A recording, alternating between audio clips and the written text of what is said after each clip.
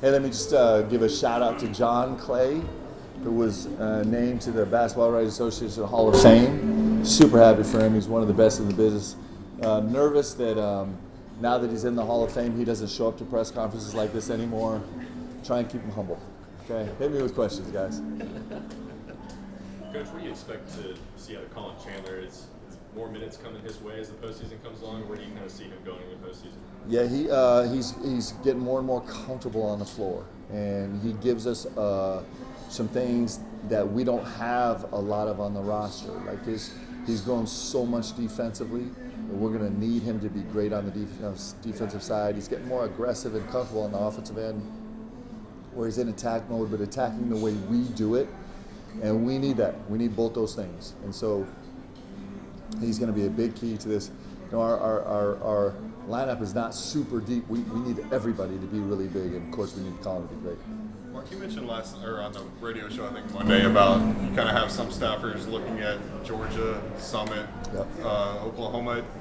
Could you just go into more detail on like how that's broken down? And do you even have people? Do you have anybody looking at Alabama? Should you get that far? Yeah. So we have 3 teams right now. So 3 teams that are leading the scout. So Team A and B, or 1A and 1B, are working in Georgia and Oklahoma, and then we have another independent group on the staff that's working Alabama, prepping that. We also have a group that's doing even looking farther down the road. Are you looking at like possible like 14 seed, 15 seed tournament, or farther down the road in the SEC? Well, you'd have to ask those 2 guys. Those guys are just responsible for anything that's coming more than 2 days away. At this point of the season, how much can you really add to? Because you mentioned months ago we're going to add a little here, a little here. Yep. At this point, can you add something? Well, we can get better at the things we're doing, which is probably the most important part. I'm really proud of our guys, man. You know, we've talked about it a lot, but us on the defensive side of the ball in the last month, I actually don't know if I've ever seen a team make the strides that this group has made analytically on the defensive end, and that's massively important for us that we continue to grow there, and I think we can. So we're growing that way, and then you're always adding in tweaks. We have a couple like it's meaningless, but we have a couple new actions that we put in the last couple of days that actually have a little bit more movement with a little bit more pace to try and needle some things we see in some of the teams that we might face. But for the most part, it's just getting better at what we do. How do you approach the pressure of the tournament time, where it's one and done? Obviously, you'll have another tournament after this, but just and just taking it game by game. Well, the beautiful thing about coaching at the University of Kentucky is every game for me is essentially a one or done, because if I lose one, I get fired at any moment. You know, Mitch is calling me, be like, I don't know, we'll see how this goes. So we live in that. Like, that's what we do. I mean, it's one of the beautiful things about being here is, and I know it sounds like cliche, but it's not, guys. It's the privilege of playing and coaching and being associated with this program that every single game feels like that. And so for us, there's some comfort in that. It's just like you don't know how to turn the temperature up more.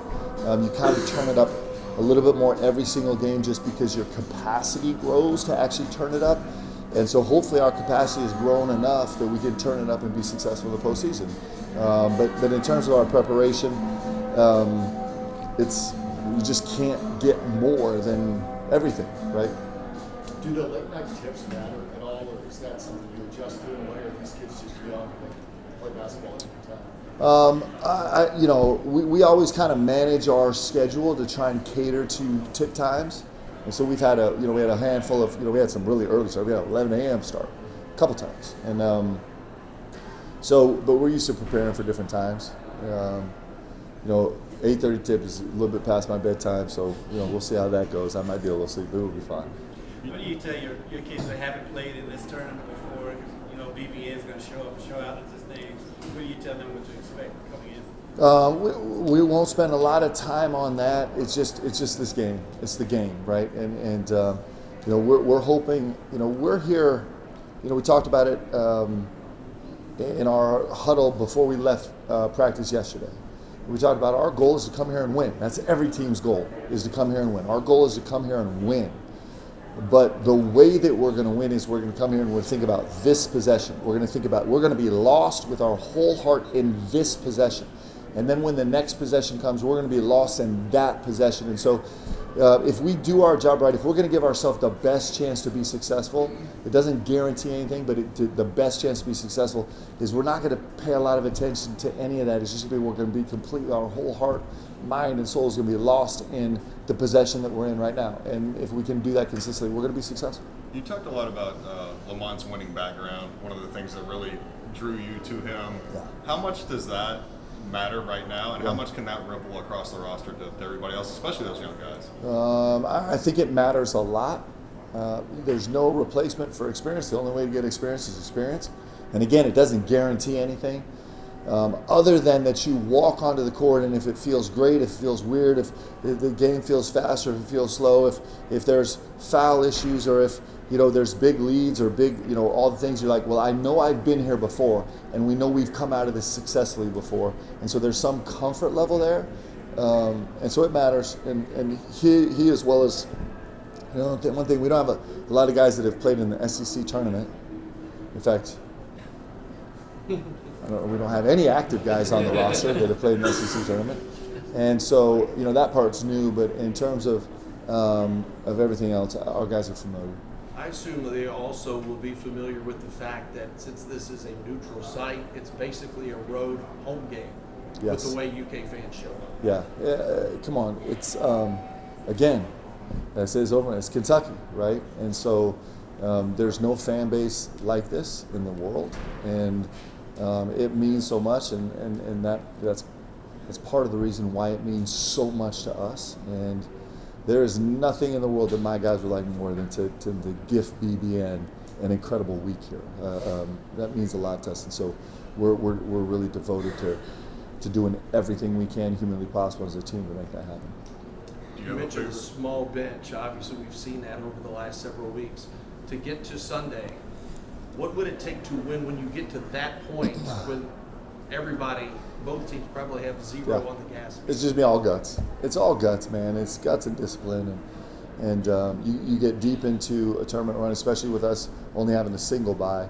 You get pretty deep, and it's just it turns into it's actually really fun to get to that point because the nervousness goes away, and there's some freshness that goes away, and then you kind of are working on just this passion and determination and love for the game, and that's a really special place to get. We don't get to that place in our life very much, and this tournament gives the opportunity, especially this year. Like we've never seen anything like this, and so the teams that are going to get there, they're going to have got really deep into the soul of their team. And that's a beautiful place to get. I hope that for my guys. I hope my guys can experience that because that's really special. Mark, you talked about this before the Missouri game, having 3 games and now 4 games in a row with the same crew. Yeah. Put your players' hat on for a second. Yeah. How does that help them with the fact that now Jackson's not coming out like Willis Reed? This is what we got. Does it make it easier knowing what your role's going to be? In all honesty, I still have dreams at night about Jack's role and be like, Coach, I'm good to go. Let's go. Kerr also. But certainly the continuity is helpful. The continuity is helpful with us being able to game plan, our guys being able to game plan, being able to look back at least 3 games through a 3-game history with this lineup and be like, okay, we function pretty well in this space. The rotation kind of work a little bit here based on situation. Continuity is really important, and we're incredibly grateful to have had the last 2 weeks of a little bit of continuity. It's been a long time since we were there, so it's been really good for our team. Do you have a favorite SEC tournament memory other than winning one? I have so many. I mean, we played in a championship game against Arkansas my junior year that will forever be one of the most special games in my life.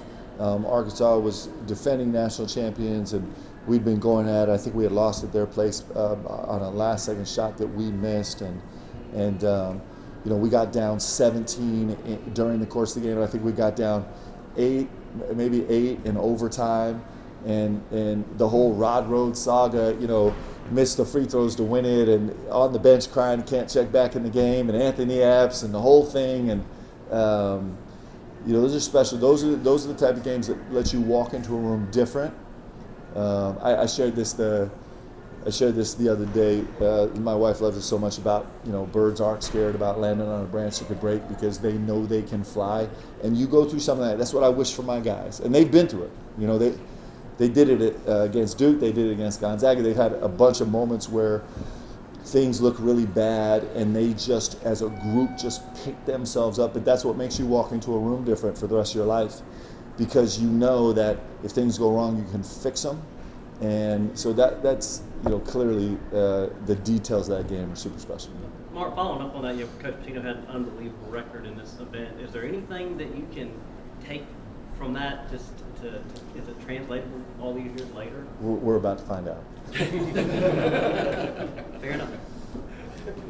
Everyone good? Awesome. Thank you guys. Appreciate you being here.